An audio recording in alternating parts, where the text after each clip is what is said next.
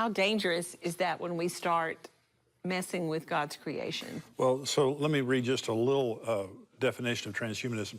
Transhumanism is a cultural and intellectual movement that believes that we can and should improve the human condition through the use of advanced technologies.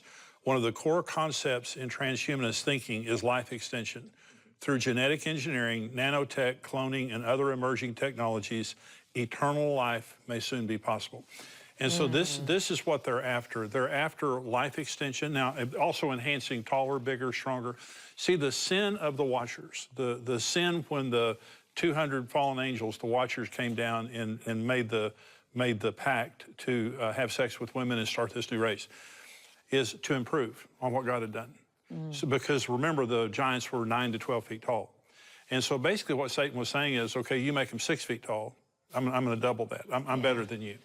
And so now what we're doing, how can you improve on what God did? So they're trying to get back in God's face. That's right. And they're basically, it's like building the Tower of Babel. And they're saying, we can get to heaven without God. And see, that was the sin. They came together and they were basically trying to become their own gods. So now what we're doing is, and cloning is a part of this too, is now the problem is, we're saying, I can live eternally, but I don't need God. I can have everything I need. See, part of the problem with this is you erase all your diseases. They want to interface us with computers. Elon Musk is already trying this. And so no longer do you have a computer, your brain is interfaced in the cloud and all that stuff. It's the most dangerous thing in the world. But the long-term effect from all of that, we know, would be total destruction, even though that, like, it's an answer. And what you're saying and what Pastor Evans was just saying is really the crux of all of this. It has to do with redemption. The Watchers came down, they believed in the proto-evangelium, that the seed of the woman will crush the head of the serpent. That was a prophetic pre-preaching of the coming of Jesus Christ, who was going to redeem mankind from this curse. So what do? They come down, they begin through intermarriage, through, I think also even high sciences, genetic manipulation. The ancient book of Jasher says that they brought about the wrath of God because they began blending one species with another species, therewith to provoke the Lord.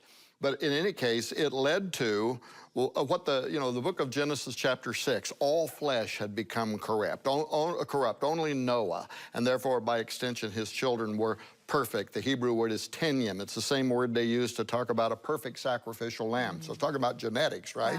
Why would they have been doing that? To cut off the birth line of the Messiah, to keep mankind from ever being able to be redeemed through the person of Jesus Christ.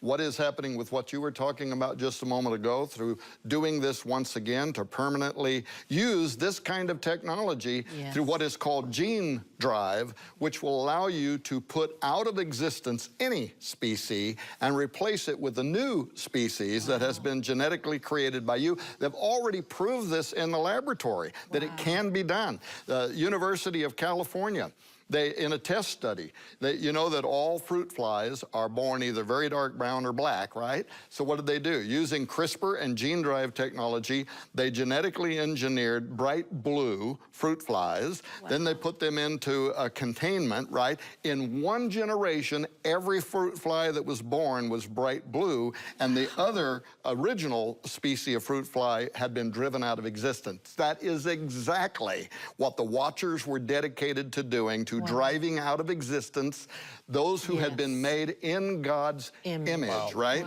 And that's the reason why then it would have cut off redemption. What we're doing right now has the potential to do exactly the same thing again, to create a proto-human that is irredeemable, the armies of Antichrist. But Jesus is coming. Yes. And we know Well, that is our hope. Yes.